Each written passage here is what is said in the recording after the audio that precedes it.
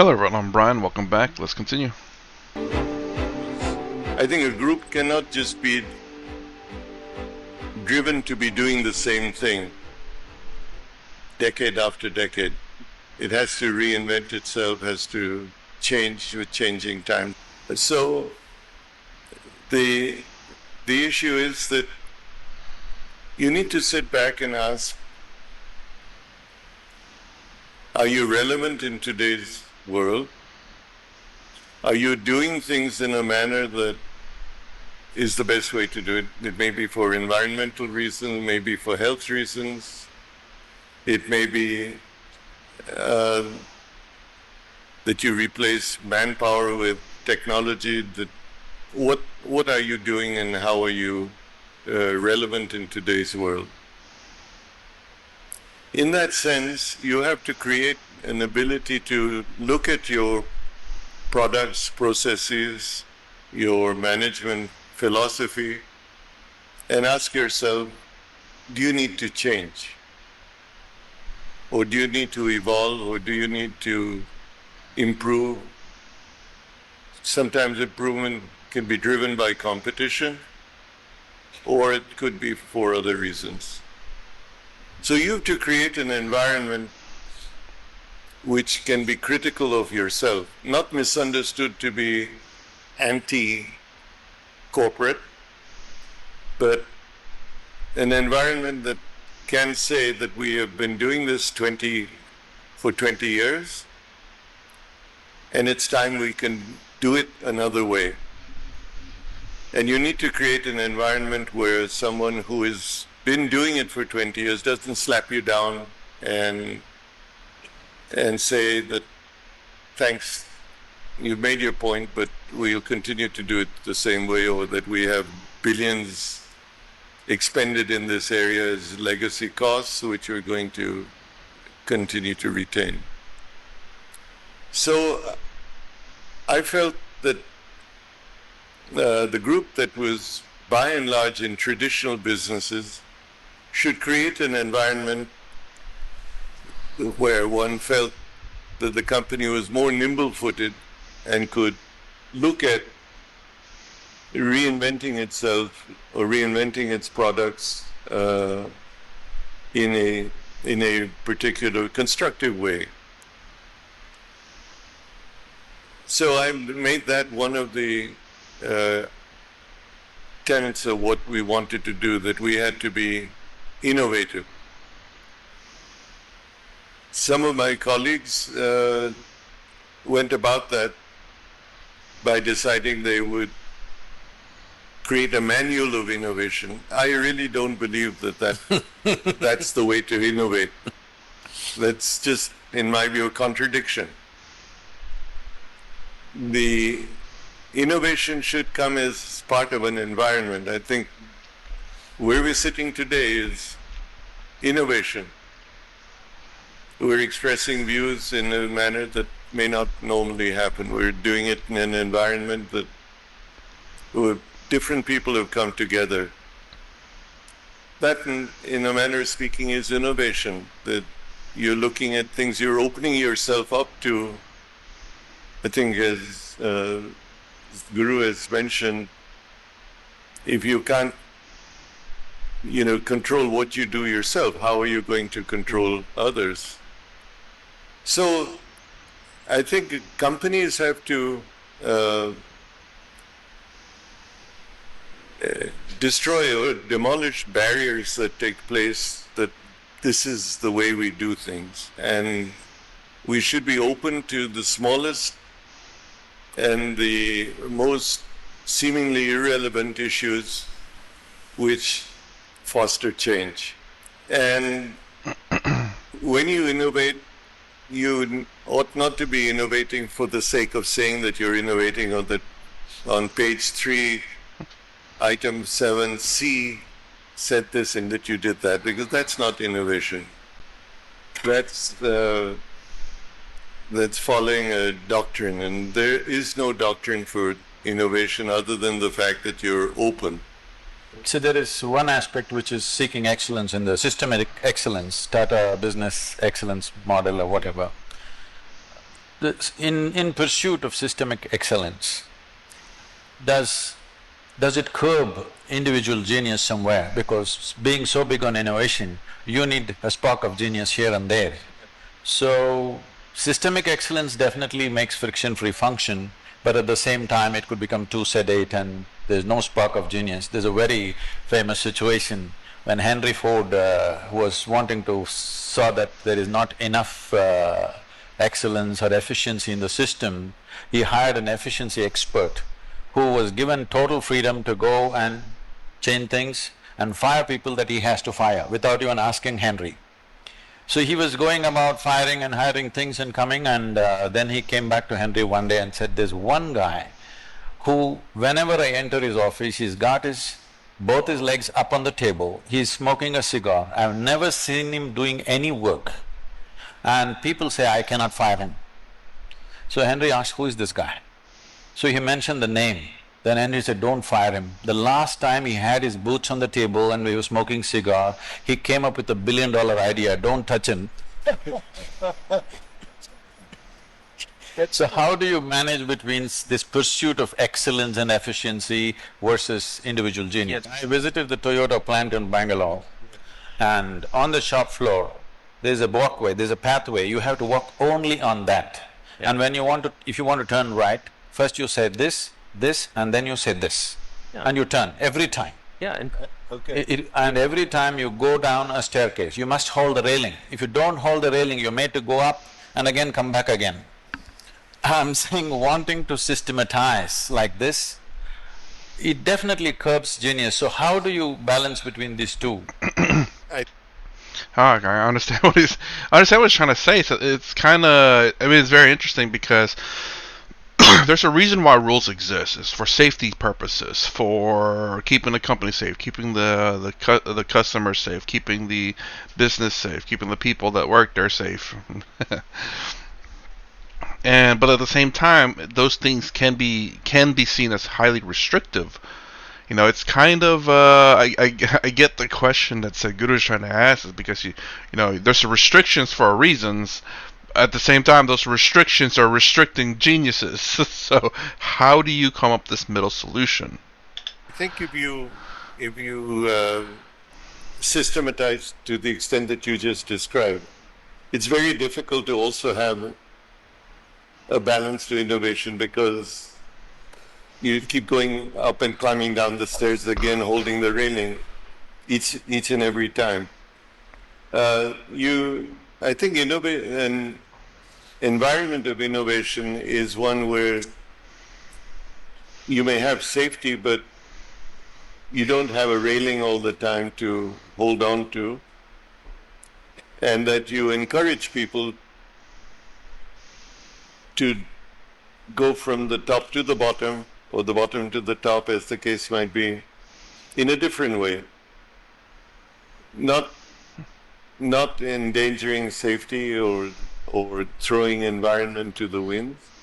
So to your point, I think innovation has to be the environment that you create around yourself. You have companies where, just as you described, you have the guy that puts his feet up, who doesn't come to the office on time, who breaks every tradition that you have, that is worth his weight in gold, because he can sit back and think of something which turns out to be $1 billion advantage to the company.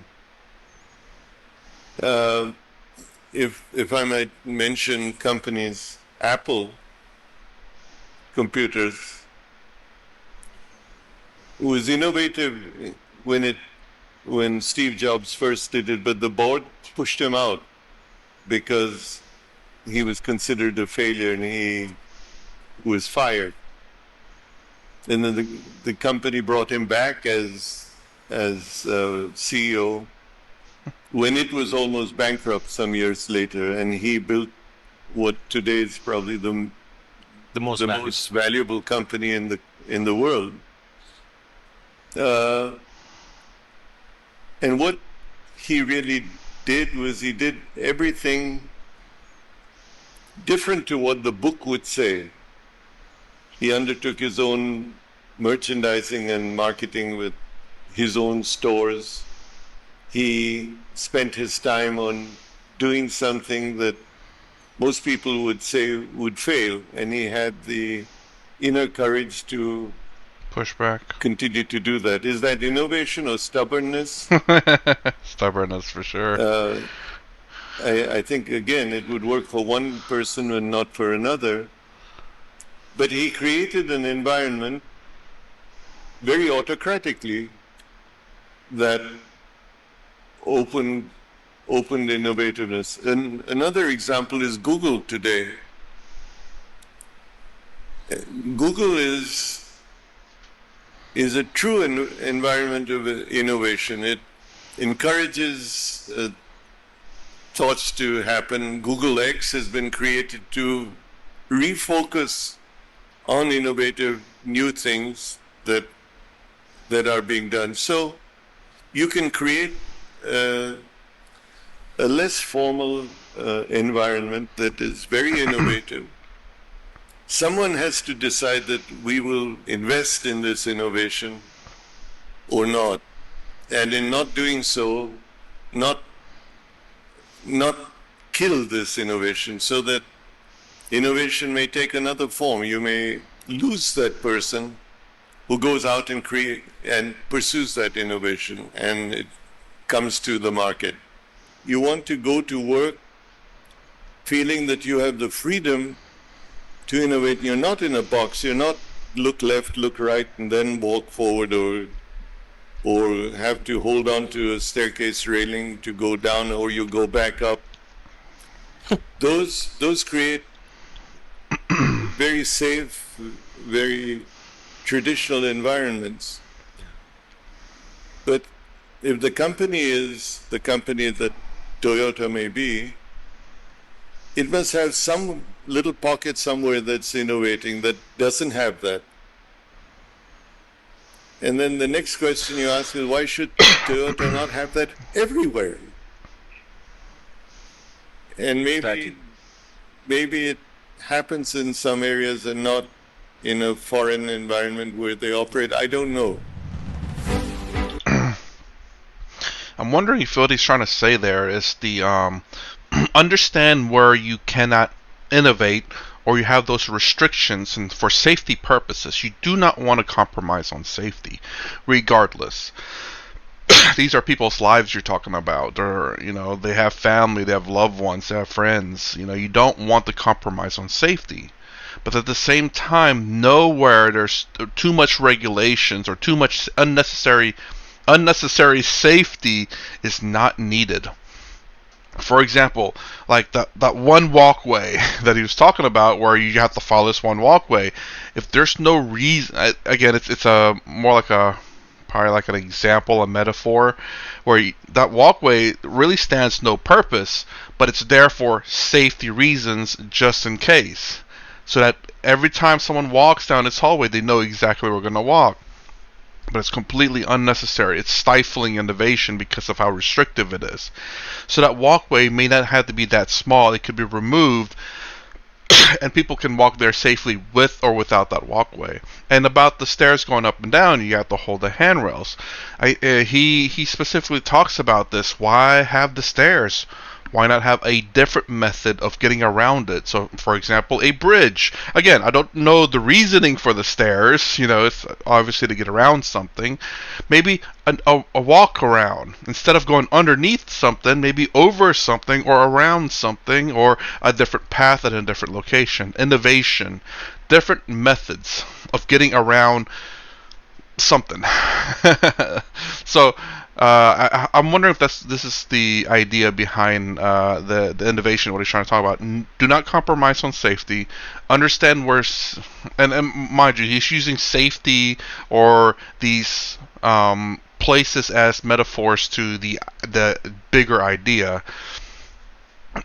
So, do not compromise on safety, because these are legitimate people's lives. So safety, as in all safety, regardless, and know where to compromise, where safety is not really a concern, but yet there are stifling innovation.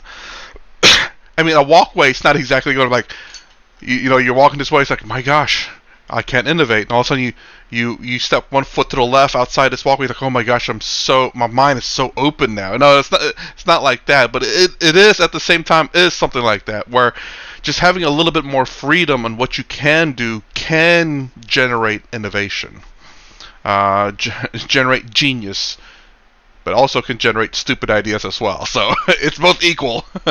You can have geniuses and then stupid innovations. I can't think of a stupid example right now, but trust me, there's innovation. You know, how do I say? I wouldn't say it's not never. Oh, it's not always like a good thing, because someone can innovate on something, but that doesn't mean it's a good innovation. I don't know if innovation always means in the progress forward, meaning that, you know, like, how do I say, like, I guess, you know, unlocking your phone used to be like the code pad or whatever. Now you can use your fingerprint. That's an innovation of how to unlock your phone. Another innovation is, instead of using your fingerprint, now you can use your face. You know, kind of like those innovations. That maybe another innovation is, I don't know, instead of your fingerprint, instead of your retinal scan was one of them, and the facial scan, instead of all that, maybe your specific pheromones, where only your pheromones can unlock it. You know, it's an innovation of unlocking something. But another innovation could be like your, you know, blood sample. So you have to put your phone, you put your hand, and it pricks you, and it'll take a blood sample. It's like, well, that's innovation of unlocking your phone, but in the wrong direction. So there's obviously, I don't know if innovations, like I said, is always progressive forward, as in good. I guess innovation should always be that. I just don't know if the definition always intends for it to be a good innovation. Innovation is innovation, but that could also include bad innovation. Maybe. I don't know. I don't know the definitions for sure.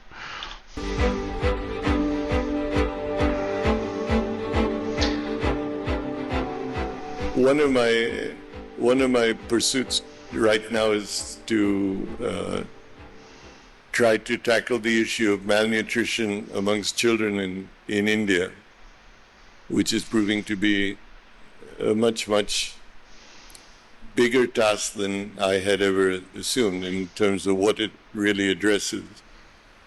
One is trying to innovate, and one is up against, do you defeat yourself in innovating because you're dealing with a very convention-based and traditional-based marketplace that is the rural market? Are they open to doing something differently? You know, it's the syndrome of in the rural area, if you're sick, you consider that needle that goes in you that we call an injection. Sui dega to theek hoga, even if it's glucose. Yeah. So there are symbols of tradition that we have to overcome. So when you go and say whether you take this pill or you sniff this essence and it's good for you, it doesn't do what this does. For something like that to happen, to change the dimension of fetal and infant nourishment in the country, which is very vital, where almost 60% of the rural population, even their skeletal system is not growing to its full size. In a nation like this, where we are busy producing an underdeveloped population, and all that we have is population, nothing else in this country.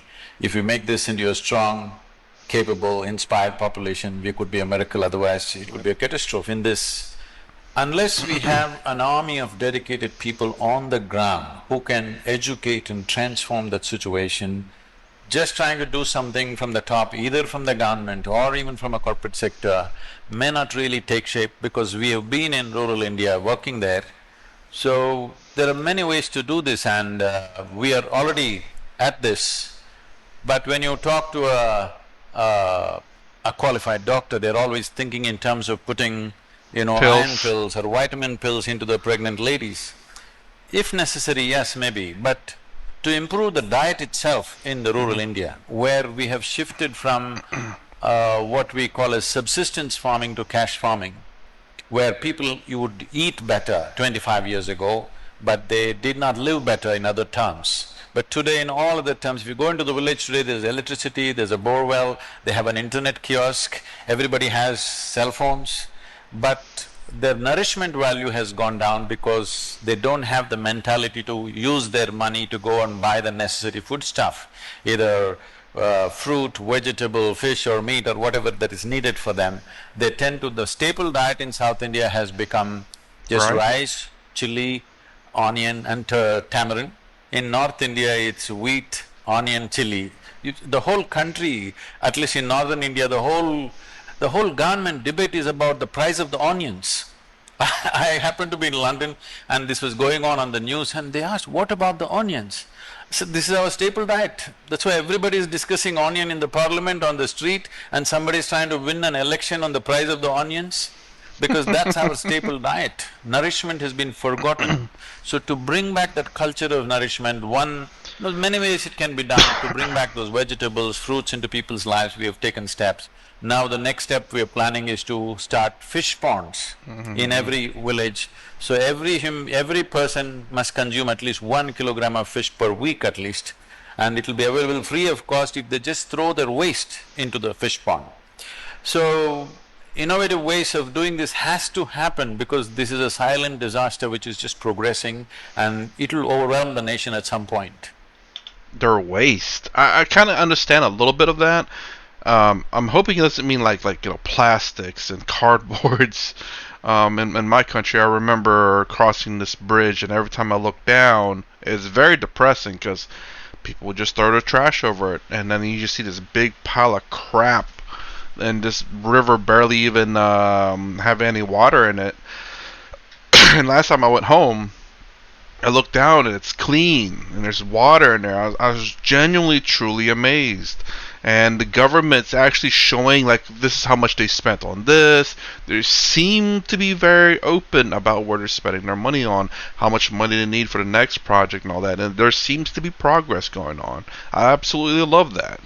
And I love the fact that Sadhguru here pointed out, like it's it's kind of the reason I'm stuttering so much is because it's an issue here in America.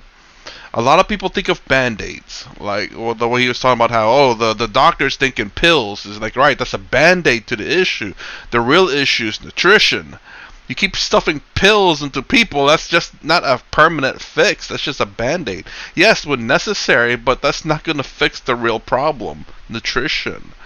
And it's like that in the United States, where they're thinking about all these programs and stuff that, because so and so or groups of people or whatever this and whatever that, it's like, well, we need to do something about it to make them, successful. It's like, yeah, you're doing it the wrong way though. You're starting at the essentially the very top, pills, and not going to the root cause of the problem. And the problem will never be solved if you're just sitting there throwing pills at people. Iron, multivitamin, stuff. I don't know what else to throw. More pills. and in a lot of sense, older people have. I don't know if that's necessarily diet per se. I mean, I would have doubt diet had something to play, had a role into why as we get older there's a lot of pills. Some of the people in my life that are older, they have a bag. Don't have any like that big bag full of pills, like 20, maybe about 10 pills, different bottles of pills that they take. High blood pressure, whatever. It's kind of crazy. It's all mostly, I wouldn't doubt it to be dietary reasons and activity, your how active you are. But at the same time, there is still your genetics that is involved, whether you're prone to high blood pressure. So even people who this is really astounding. Even people who are very healthy die at a very young age because of something genetic to them. No matter how well they exercise, no how well they ate, they still die because something genetically happened to them. It really sucks. And mind you, it's something that could have probably been prevented, but it came out of nowhere and no one was expecting it. So there's kind of a saying. I don't know if it's anywhere else in the world, but in the United States, you you'll see people who chain smoke cigarettes and drink alcohol like crazy live to be 200 years old. You have people who are constantly eating apples and fruits and exercising daily die at the age of 60. And I did watch a YouTube video. There's this older woman who who swears by Dr. Pepper. She drinks that all the time. I think she's like 110 or something like that. She's like one of the oldest living people out there. I think what you just said over the last few minutes is really, really relevant, because what we are finding also is the worst thing you can do for the country is to give everybody a sense of dependability on an outside force, be it the government, be it a private party, be it a public-private partnership. You have to create sustainability that is self-generated. If we have to create an environment of innovation, maybe that innovation comes not necessarily just in the nutritive thing, but how to create prosperity that is sustainable in a community. Not prosperity that you've Give. fritter away in buying material things. That's the trappings of prosperity, but to create prosperity in the village. I'm shaking my head just because what he's saying is speaking his truth right there. It's so sad. There's so much government aid. The aid itself is not necessarily the problem. It's nice to have a cushion, as they call it, to fall on whenever you do fall on hard times. The problem is people are taking way too much advantage of this, who know how to work the system, who become dependent on these things, who know how to work the system and depend on these things. It's kind of sad, and wanting more government aid because of whatever reason, they want all these government aids to be given to them for whatever the reason happens to be, and it becomes so dependent.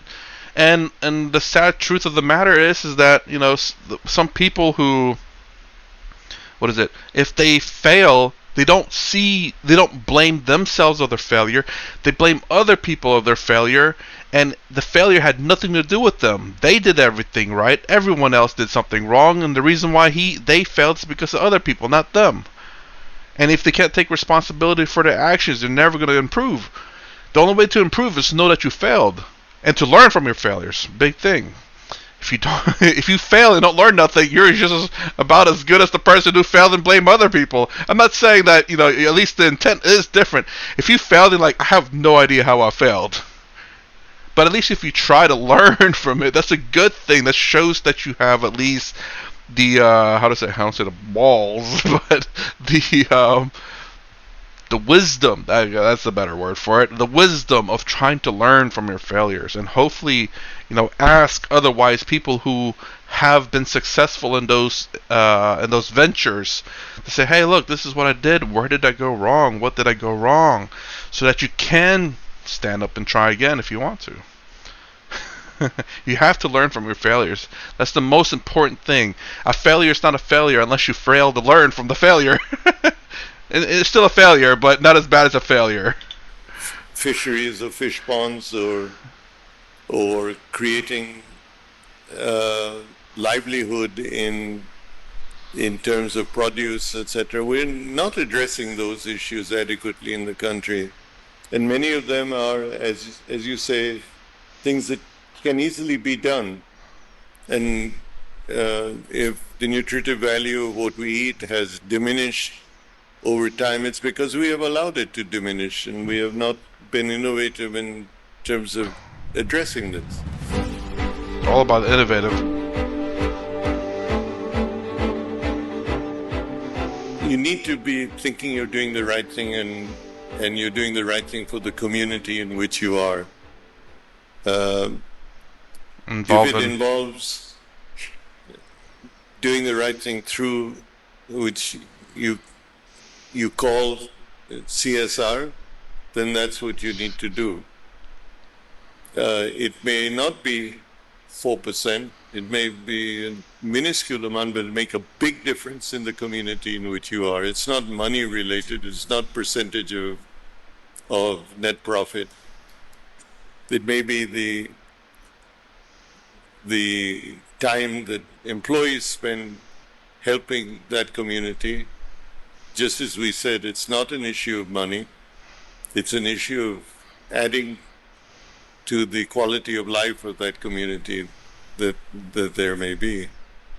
Kind of funny enough, I remember going through this one Walmart and seeing some Walmarts on YouTube who genuinely took active roles in their communities, who took advantage of certain programs that Walmart offers. I remember they advertised at Walmart when you walk by, they donated so much to local communities. To either community centers or food drives and all of that. And then I remember on YouTube, I do believe it was on YouTube. There's this one lady who worked at Walmart and worked with Walmart and the community to come up with programs and such. It's really there's so much that can be done. Just they need people out there who's willing to do it. It's really kind of it's kind of sad. I see this from one side, and it's a side that wants things done, but they're not willing to put in the effort for it. It's really sad. It really is.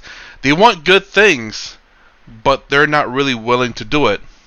They'll complain all day long about things, but they're not willing to put any effort into it. It's really sad. And they highly depend on the government to do that. I don't think, just like we've talked about innovation, I don't think you can mandate CSR. You can't mandate that 2%. This I've been consistently talking. You're changing the ground rules when you say CSR 2%. Yeah, you're creating a tax. Yes. It'll be viewed like a tax. It's something that you have to make up in some other way. CSR has to come from within you, and it's, you call it CSR, call it anything you want. I think it's wrong to consider it, put it in a box and call it CSR. It's what you think you're doing that's adding value to the community in which you are. Can you equate yourself to it, or are you an industrial company that will wipe out a village because you want to put a plant, that you dig a hole because you need a dump for your industrial waste? Will you pull down a forest because you want to do something else there, or you need the timber for your operations, and you don't regenerate that? All those things, I think, are questions you have to ask yourself. And do you pollute the river and without refining your refuge so that it doesn't kill people?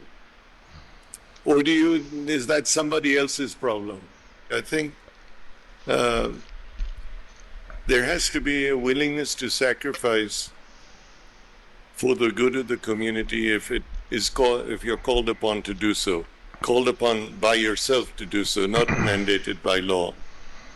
And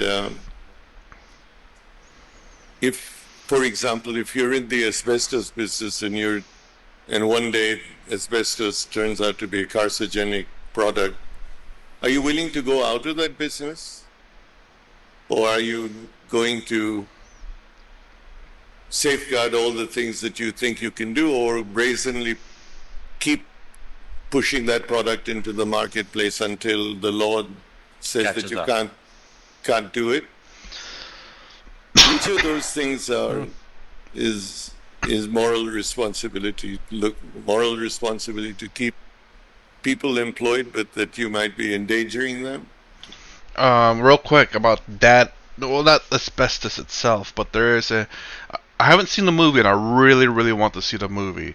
It talks about they call. If you just look this up, Google it. I believe it's called Radiation Girls.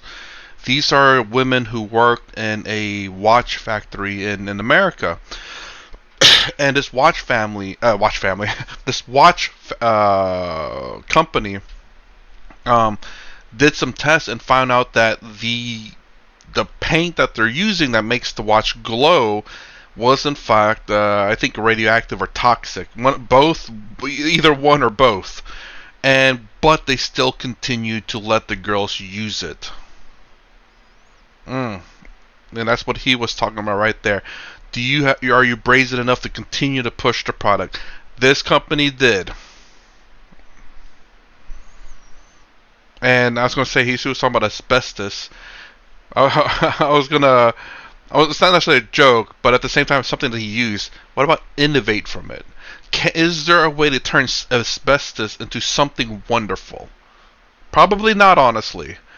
But if you're innovative enough, maybe you can. Maybe you can turn asbestos into something that is no longer toxic, that is very beneficial and cost effective, and I was say nature friendly, but eco friendly is probably the right word for it. But I don't know. Maybe asbestos cannot be turned into that. But if you can, that's very innovative. Their health, putting products into the market that might hurt people and cause them ill health. What is that? Where does that responsibility lie? Is it the government's responsibility to ban it?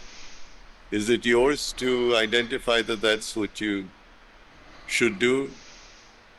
There are cigarette companies in the U.S. that will not allow people to be on the board of that company unless they smoke. It's true. Hey, I can respect that though. I think just because, look, if you believe in your product, you better be using your product. I remember hearing some people, some of the people that I'm friends with, to say that a lot of the CEO don't even use the product that they represent. So to force people to use the product that they sell, I think that's a good thing. That means you believe in the product enough to use it. It's really weird though, but I will still say that that is, I think, at least a positive. Meaning that the CEO, if he is going to be the CEO of a company, he must believe in that product enough to use it. I think that's a good thing. I could be proven wrong for sure, but I think that's a good thing. Cigars or cigarettes. But that's a good thing. Huh? Oh yeah. That's a good thing. Do unto yourself what you do unto others. Oh, there you go. It's true. On handling failures. Oh, there we go. Personal failures. Your personal failures and your personal frustrations as an individual, how do you handle them when you go home end of the day? If any. Well, You shouldn't tell her, you shouldn't tell her. She's a Tata employee. yes. Well, I'm still alive, so I haven't committed suicide. That's a bit much. I retired, so I'm free of that obligation, whether I succeeded or didn't or failed, or so I'm away from that. I think just like handling failure in a company or failure of an organization, you have your own views on failure. I think you should be, in my case, where I felt that I have not succeeded in doing something, I consider that to be something I should learn from and be critical of myself. I think to look for the scapegoat somewhere else is not the way to deal with failure or frustration. Each of those unfortunate events should teach you a lesson or make you richer in terms of knowledge of what you should not do or should do differently. Shri Ratan Tata, who is a legend in his own time, because we've been talking about scaling up, and the mother of all scaling up is the Tata in the last 23 years under his care. For him to squeeze this visit between two international trips and to be here and a long interview like this, we're bombarding him with every kind of question, the patience and the judiciousness with which he's addressed everything. We're immensely, immensely thankful to you, sir.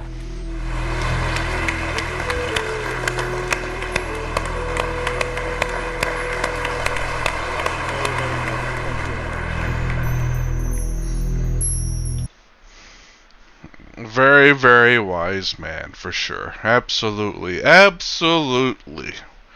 I mean, I hope, like, again, I don't know him personally, obviously. I don't know what he's done throughout his life, but clearly he is very much considered to be a successful person. The beauty about, I love what he said towards the end there, is the sheer fact that, anytime, I love the fact he didn't say failure. And where I did not succeed. He said that specifically, which is kind of, I don't know if that's is that a trickery, a psychology trick, where what is it? I remember listening to some of his videos where, oh yeah, I've worked for IT for 30 years, and the guy says, no, you worked for IT for over a decade, 3 decades, because decades sound longer than 30 years. So it's a psychological thing. So I don't know if he doesn't use like, and in the parts where I've failed, I don't know if he actively chooses not to use the word failure or failed or anything negative necessarily, but to use the opposite of the positive, which is in which I have not succeeded. The not is the opposite, not negative. Succeed is a positive, so not positive is still not a negative, but in reality it is. But it's not a negative in the phrasing. If you get what I'm saying, because not and then positive, none of them are negatives. Not is not a negative. Opposite is not a negative. No, not. Not is not a negative. Maybe it is actually. Where I have unsucceeded.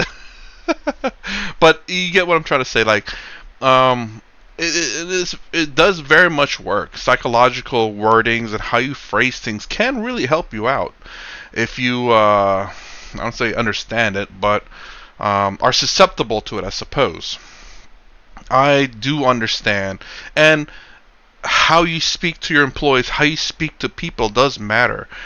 The wording and phrasing you use matters a lot when you're in speech. It's really kind of funny because I watched a show called Property Brothers, and and I noticed one of the brothers, that's the real estate agent, whenever he shows these people properties, and whenever the customer goes in, it's like, I don't like this, I don't like that. I forget the phrasing he used, like, I understand where you're coming from, but let me show you this. I understand that you're frustrated, but let me do this. You can notice the language he uses as a way to, because he's trying to sell something, so he's trying not to be offensive to the people. And it's, to me, when you understand these things, I'm sorry, I'm going off subject here, but it's kind of part of it a little bit. But when you when you understand these things and you start hearing people saying that, it's like, yeah, I was looking at this house and I didn't like the way it was laid out. It's like, I understand where you're coming from. Let me show you this other house. And you go to the other house, like, maybe that's how he normally says, maybe. And you go, oh, I don't like the way this grass is laid out. I understand where you're coming from. Let's look at the positives. And you say, yeah, I don't really see that as a positive, though. That's actually more for neutral, but this is a negative. It's like, I understand where you're coming from, but let me show. If he starts doing that, you're like, okay, he is clearly trying to present the property or whatever they're trying to sell in a positive light. psychological, and again, it's something that can be a good thing though. You want to have your workers have a very positive vibe, positive outlook on the company. You don't want them depressed, you don't want them sad, etc., etc. So anyway, that's my reaction to Shri. I'm sorry if I said it wrong. Shri Ratan Tatas unreleased talk on Elon Musk 2011 JRD Tatas insight on the DNA of success of 2014. This is a pretty old one, but came up I think relatively. I must have, maybe I did go pretty far. Anyways, if you like my content, please consider subscribing. Thumbs up the sign up below. Thanks for watching. I will see you in the next vid.